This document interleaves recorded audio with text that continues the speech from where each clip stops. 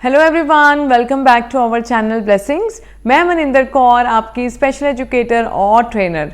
आपको जिस टॉपिक की सबसे ज़्यादा नीड थी आज वो लेके आए हैं, जो कि टॉयलेट एंड पॉटी ट्रेनिंग को लेके है। पेरेंट्स, बहुत सारी मदर्स बहुत ज़्यादा रेस्टलेस हो जाती हैं कि मैम हर फील्ड में, हर स्किल में मेरा बच्चा इंप्रूव कर रहा है, तो टॉयलेट एंड पॉटी ट्रेनिंग में मैम क्यों नहीं ट्रेन हो रहा है। पेरेंट, आपको समझना है क्या सेंसरी, क्या किसी सेंस पे काम करना 2-3 दिन का खेल है, क्या नहीं है। आपको अगर कोर पे भी काम करना है तो ये टाइम लेगा माय डियर पेरेंट्स। तो आपको पेशेंस रखनी है, काम रहना है। इसी टॉपिक को डिटेल में समझेंगे कि टॉयलेट एंड पॉटी ट्रेनिंग के लिए क्या ऐसे फैक्टर्स हैं जो रिस्पॉन्सिबल हैं, जो बीइंग अ मदर मैं समझ नहीं पा रही हूँ।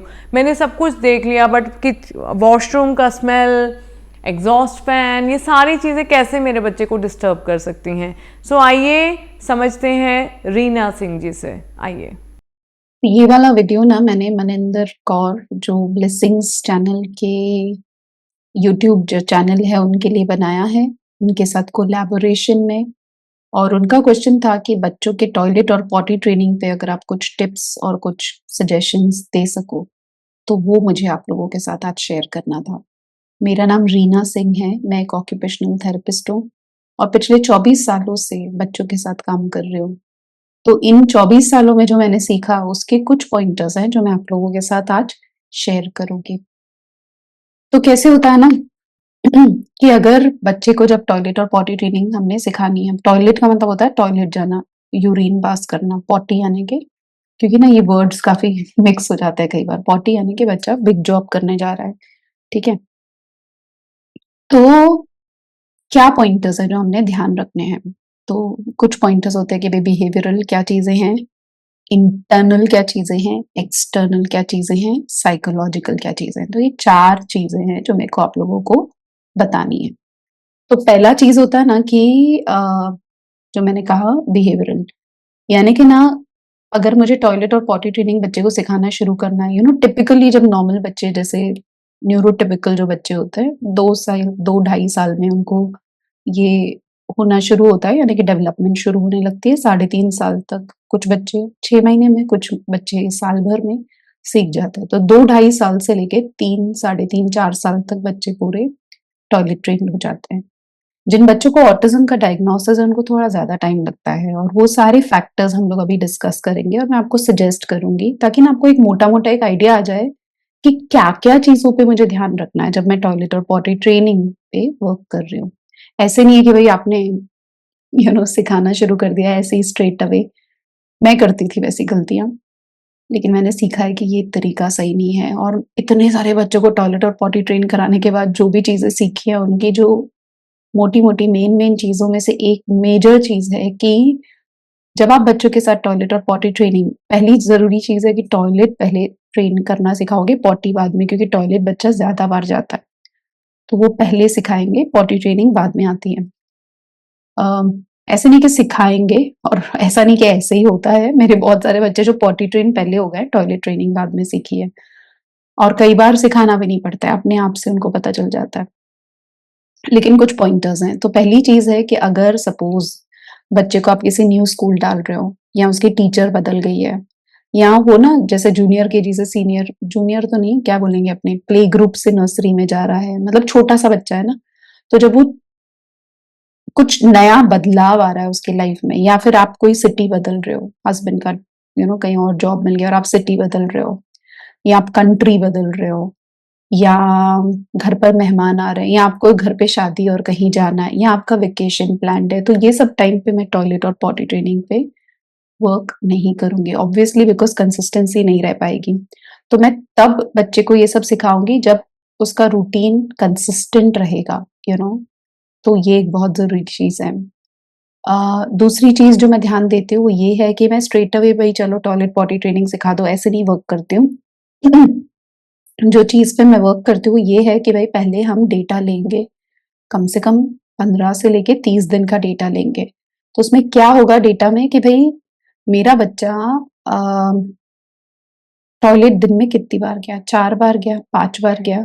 कई बार बच्चे बेड वेटिंग करते रात में, तो हफ्ते में कितनी बार बेड वेटिंग हुआ, उसके लाइक मैं उसको कॉन्टेक्स्ट को समझने की कोशिश करूंगी कि पौने घंटे में टॉयलेट जा रहा है, कि 1.5 घंटे में जा रहा है, कि 2 घंटे में जा रहा है, मतलब ना कितना टाइम लगा रहा है मेरा बच्चा और कितनी देर होल्ड कर पा रहा है। तो ये सारे फैक्टर्स समझ लेना जरूरी है। तो ये 2 चीजें जो मैं बिहेवियरल में समझ कर रखूंगी। ओके, तो मैं अभी तक स्टार्ट नहीं कर रही टॉयलेट पॉटी ट्रेनिंग करना, मैं अभी तक समझने की कोशिश कर रही हूँ। ये पहला पार्ट हुआ। दूसरा है एक्सटर्नल फैक्टर्स। इसका मतलब होता है कि कई मेरे बच्चे थे जो ना टॉयलेट पॉटी ट्रेनिंग में कोई पंगा नहीं था, लेकिन जब जो जमीन ना गिल्ली होती थी, तो जब चल के जा रहे हैं और पैर अगर गीला लग रहा है तो वो जाते ही नहीं थे अंदर। तो कई मेरे बच्चे की फीट तो सेंसिटिव नहीं है, तो मैं उसको चप्पल पहना दूंगी और फीट की सेंसिटिविटी पे भी काम करूंगी। कई बार ना वहां पर जो लाइट होती है, कईयों में पता नहीं मतलब आपका कैसा है, बट कई बार लाइट कैसी है, कई बार वो जो टाइल लगे होते हैं ना अंदर, तो वो जो टाइल कैसे बताऊं, मतलब जो पैटर्न होता है ना टाइल का, कई बार जैसे मेरे कुछ फैमिलीज थे जिनके टाइल्स सब सेम थे और बीच में एक लाइन थी एक अलग कलर की, और उस पे जब लाइट पड़ती थी तो बच्चा ना सुबह और शाम में टॉयलेट जाता था, लेकिन दोपहर में नहीं जाता था क्योंकि उसकी जो लाइट पड़ती थी ना उससे उसको परेशानी होती थी। तो विजुअल तो नहीं है कुछ जो परेशान कर रहा है मेरे बच्चे को। कई बार बच्चे एक पर्टिकुलर बाथरूम प्रेफर करते हैं, दूसरा वाला नहीं प्रेफर करते हैं, तो वहां पर ऐसा क्या है जो इसमें नहीं है। तो ये सारा डिटेक्टिव वर्क करना जरूरी है ना। तो टच का कुछ तो नहीं है, ये एक्सटर्नल फैक्टर है ना कि टच सेंसिटिविटी तो नहीं है। कई बार अगर आप उसको इस पे अपने जो पॉटी सीट पे बिठाओगे तो जो थाइज जो उस पे टच करते हैं बच्चे, वो भी कंफर्टेबल नहीं फील करता है। तो उसके ऊपर ना वो रिंग आती है ना, जैसे जिससे मतलब कई बार जब बैठोगे तो ऐसा लगता है उनको अंदर ही गिर जाएंगे करके। तो मैं उसको कैसे सेफ फील कराऊं, उसके ऊपर क्या रिंग आती है आजकल, तो वो रख दूंगी। नीचे पैर लटक रहे हैं तो क्या रखूंगी, उसका पैर ना लटके, ये सारी चीजों का ध्यान रखूंगी। तो क्या क्या बोला मैंने कहा विजुअल है ना, टच बोला, और स्मेल। कुछ बाथरूम्स में या कई बार ना हमको जैसी जैसे हार्पिक की स्मेल मुझे नहीं पसंद आती। मैं हार्पिक के अगेंस्ट नहीं हूँ, बट उसकी जो स्मेल होती है, और मैं कुछ बच्चों को जानती हूँ जो एक पर्टिकुलर टॉयलेट क्लीनर या एक पर्टिकुलर शैम्पू पड़ा हुआ है, यहाँ पर वहां पर आपका कुछ ना कुछ चीज पड़ी है जिसकी स्मेल अजीब सी आ रही है और बच्चे को वो प्रेफर्ड नहीं है, कंफर्टेबल नहीं है। तो कौन सी स्मेल है जिसकी वजह से बच्चा परेशान हो रहा है। कई बार वहां पर जो साउंड होता है, हम लोग कई बार एग्जॉस्ट ऑन करते हैं ना, तो एग्जॉस्ट का जो फैन का आवाज पसंद नहीं आता है। कई बार एक बाथरूम के बाहर, जैसे अगर आप बिल्डिंग में रह रहे हो या किसी उसके बाहर बाजू में अगर किसी और बिल्डिंग के यहाँ पर कई बार एसी के यूनिट होते हैं, या कई बार कुछ और चीजें होती हैं जिसकी आवाज आती है। जैसे मैं एक फैमिली को जानती हूँ जिसके, मुझे भी याद नहीं एग्जैक्टली क्या आवाज थी, बट वहां पर कुछ तो काम चल रहा था, तो वो उसी बाथरूम में नहीं जाता था, बाकी बाथरूम में जाता था क्योंकि वो आवाज आती थी। तो क्या है जो साउंड बच्चे को परेशान कर रहा है, क्या है वो स्मेल, क्या है वो विजुअल, क्या है वो, और क्या मैंने बताया टैक्टाइल। तो ये सब एक्सटर्नल फैक्टर्स आते हैं कि भाई इसमें क्या चीज है जो मेरे बच्चे को परेशान कर रही है और इनको मैं कैसे क्या कह रहे मतलब वर्कआउट करूँ। तो अगर टच है तो ऑफ कोर्स मैं टच सेंसिटिविटी पे काम करूंगी। अगर स्मेल का परेशानी हो रहा है और आवाज की परेशानी है तो मैं ऑडिटरी सेंसिटिविटी के लिए जैसे सेफ एंड साउंड प्रोटोकॉल हो गया, थेरेप्यूटिक लिसनिंग हो गया, ऐसा कुछ ट्राई करूंगी। उसके साथ साथ बहुत सारी और चीजें होती है, बट ये सब चीजें मैं वर्कआउट करूंगी। तो ये हुआ कुछ एक्सटर्नल। और कोई होता है क्या अपना, क्या होता है, स्मेल होता है, विजन होता है, टेस्ट तो नहीं आएगा, साउंड होता है, टच होता है, लटक रहा है पैर, वो मैंने बता दिया आपको, उस पर रिंग डाल दो, है ना कि नहीं। ये हो गए मेरे सारे एक्सटर्नल फैक्टर्स। फिर मैं आऊंगी इंटरनल। में इंटरनल का क्या मतलब होता है, क्या मेरे बच्चे को एहसास भी हो रहा है कि मुझे टॉयलेट जाना है। कई बार खड़े खड़े ही टॉयलेट कर दिया। कई बार मेरे बच्चे, मैं कईयों को जानती हूँ जो टॉयलेट करके उसी में बैठे और उसी में खेले जा रहे हैं। उनको अवेयरनेस भी नहीं है कि भाई मैंने पैंट में जैसे ना टॉयलेट कर दिया, अवेयरनेस ही नहीं है। तो फिर वहां पर मुझे टैक्टाइल सेंसिटिविटी या टैक्टाइल सिस्टम के अंदर अवेयरनेस आए, बॉडी अवेयरनेस आए, उस पे काम करना पड़ेगा। कुछ बच्चे हैं जो अवेयर हैं कि भाई मेरे को जाना है, या ना खड़े होके ऐसे ऐसे ऐसे हिलने लग जाते हैं जब टॉयलेट है, एकदम लास्ट मिनट में पता चलता है। तो ठीक है, पता तो चल रहा है, तो अवेयरनेस है भाई, तो लेकर जा रहे हैं हम उसको। और कई बार इंटेरोसेप्शन, यानी कि मुझे अंदर से ना पता ही नहीं चल रहा है कि मेरा ब्लैडर भर रहा है, मुझे पता ही नहीं चल रहा है ना कि मेरे को मतलब अंदर से ना सिग्नल नहीं आ रहा है। अब ये क्यों होता है? हो सकता है कि मसल टोन लो है, हो सकता है कि मेरे कोर में जो स्ट्रेंथ ही नहीं है, तो मुझे फिर उनके ऊपर वर्क करना होगा और मुझे इंटेरोसेप्शन पर भी वर्क करना होगा अलग से। उसका कभी हम वापस फ्यूचर में कभी वीडियो बना देंगे, क्योंकि हर एक चीज को ना बताने जाएंगे तो हम तो घंटों बैठे रहेंगे। बट ये पॉइंटर्स थे ताकि आपको पता चले कि क्या क्या एरियाज मेरे लिए जरूरी हैं। एक्सटर्नल हो गया, इंटरनल हो गया, फिर आया साइकोलॉजिकल। अब साइकोलॉजिकल का क्या मतलब होता है? कई बार ना हम एज, पता नहीं, I don't know about you, मैं बहुत स्ट्रेस्ड आउट पेरेंट थी। मुझे ऐसे लगा करता था मतलब कि जल्दी जल्दी हो जाए, बहुत इंस्ट्रक्शंस देती थी। ऑफ कोर्स मैं सुधर गई हूँ, बहुत बेहतर हो गई हूँ, बहुत माइंडफुल हो गई हूँ। लेकिन कई बार ना कि भाई अब तक क्यों नहीं हुआ, 2 महीने से काम कर रही हूँ, 3 महीने से काम कर रही हूँ, 6 महीने से काम कर रही हूँ। मैं बहुत ऐसे पेरेंट्स को जानती हूँ जो स्ट्रेस्ड आउट हो जाता है, तो बच्चा भी वो स्ट्रेस को पिकअप कर लेता है। और जब हम, देखो एक चीज कैसी है ना, जब हम स्ट्रेस्ड आउट होते हैं ना, तो हमारा जो इंटेरोसेप्शन होता है, यानी कि जो अंदर के सिग्नल आते हैं ना, वो बंद हो जाते हैं, क्योंकि बच्चे का फोकस बाहर की तरफ चला जाता है। जब बच्चा काम और रिलैक्स्ड होगा, जब आप काम और रिलैक्स्ड होगे, तो चीजें, और प्लस पता है बच्चा उसके साथ एसोसिएट कर लेता है कि ओ गॉड टॉयलेट लेके जा रहा है तो मम्मी फिर चिढ़ेगी, मम्मी फिर गुस्सा करेगी, मम्मी बार बार बोलेगी या पापा बार बार बोलेंगे। तो वो साइकोलॉजिकली बच्चे ने उसको किस किस साथ एसोसिएट किया हुआ है वो भी मैटर करता है। तो आप अपने आप को कैसे काम डाउन करके रख रहे हो उस वक्त, ये भी मैटर करता है। फिर फिर क्या है कि मैंने साइकोलॉजिकल पे काम कर लिया। ओके, और आसान है क्या खुद को शांत रखना? मेरे लिए तो नहीं था। तो मैं ईएफटी टैपिंग किया करती थी। ईएफटी यानी इमोशनल फ्रीडम टेक्निक्स।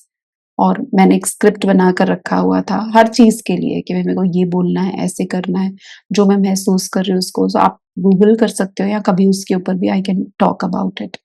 तो ईएफटी टैपिंग मैं खुद के लिए करती थी कि मैं शांत हो जाऊं, एक्सरसाइज करना, वॉक पे जाना, मेडिटेशन करना, टाइम निकाल कर, ताकि मैं शांत रह सकूं, ताकि मेरे पे स्ट्रेस ना आए और मैं वो स्ट्रेस अपने बच्चे पे पास ऑन ना करूं। तो वो एक पार्ट है जो बहुत जरूरी है।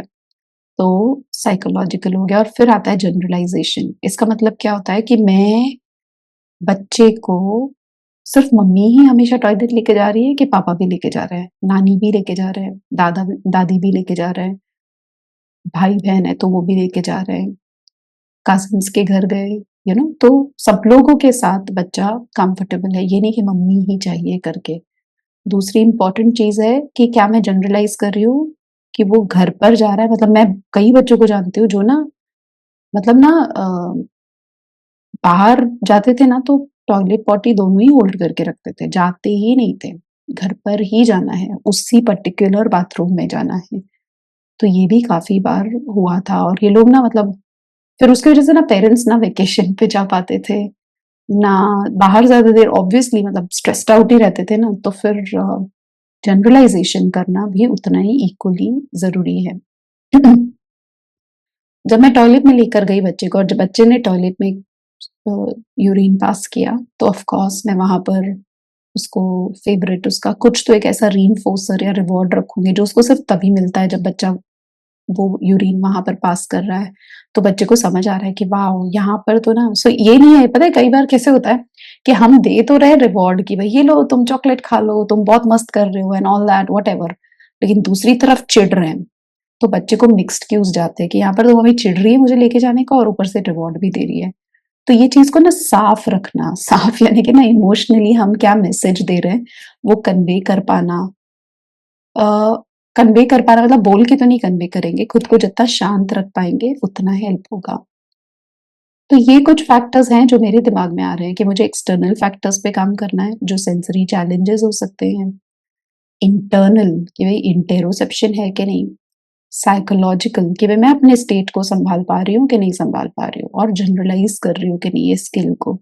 और अगर मैंने ये सारी चीजों पे वर्क कर लिया, तो अवेयर हो गई, पहली बात तो प्लान किया कि भाई मैंने पूरा डेटा लिया, फिर टॉयलेट एंड पॉटी ट्रेनिंग पे वर्क करना बहुत आसान हो जाएगा। टॉयलेट पॉटी ट्रेनिंग कराते हुए मैंने बहुत सारे बच्चों को देखा है कि स्किल अचीव होती है और फिर वो लोग लूज कर लेते हैं, फिर वापस अचीव होती है, फिर लूज कर लेते हैं, और ये होना काफी कॉमन है।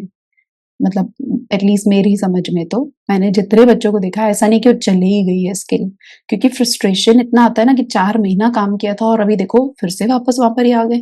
बट ऐसा नहीं होता है। सो डोंट वरी अगर ऐसा कुछ हो रहा है तो बी रेडी कि हाँ भाई, साल 1.5 साल 2 साल लग जाएगा, हो सकता है 3 महीने में ही हो जाए, लेकिन आप मेंटली अपने आप को ना रेडी करके रखना कि हाँ भाई टाइम लगेगा, क्योंकि बहुत सारे फैक्टर्स है जिस पर आपको काम करना होगा ना, ताकि ये चीज अचीव कर सको। तो ये कुछ चीजें थी जो मेरे दिमाग में थी, जो मुझे आपके साथ शेयर करनी थी। एंड इसमें अगर आपको लग रहा है कि नहीं कुछ पॉइंट्स है जो मुझे नहीं समझे, तो डाल दो आप कमेंट में और हम उसके ऊपर भी बात कर सकते हैं। ठीक है, तो फिर that was about toilet and potty training. मुझे सुनने के लिए और समझने के लिए thank you, and all the best.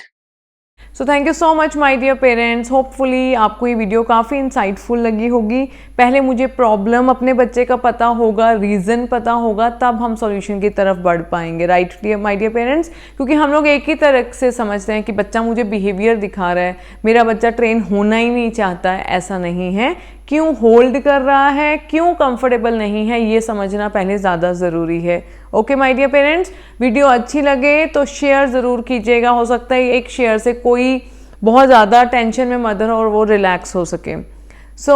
अगर आपको इसी तरीके से इंसाइटफुल वीडियोस चाहिए और आप खुद को ट्रेन करना चाहते हैं और इसी तरीके की चीज़ों को डिटेल में समझना चाहते हैं, तो रीना सिंह की ऐप है ऑटिज्म इनसाइट, उसको आप डाउनलोड कर सकते हैं। उसका लिंक मैं डिस्क्रिप्शन बॉक्स में पोस्ट करूंगी, जाइए और डाउनलोड कीजिए। Thank you so much my dear parents, keep sharing our videos. Thank you.